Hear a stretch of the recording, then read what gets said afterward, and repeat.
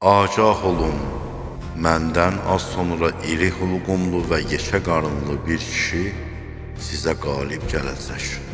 O tapdığı hər şeyi yeyəcək, tapmadığını isə istəyəcək.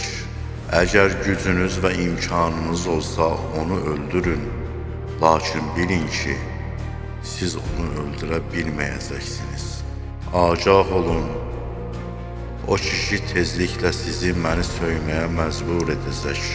Əgər sizi buna məcbur etsə, söyün məni. Çünki mənə söyməyiniz mənim məqamımın yüksəlməsinə, sizin isə nizatınıza və onun şərrindən xilasınıza səbəb olacaq. Amma üz döndərməyə gəldikdə isə məndən sonra məndən üz döndərməyin. Çünki mən fitrətən müsəlman doğulmuşam.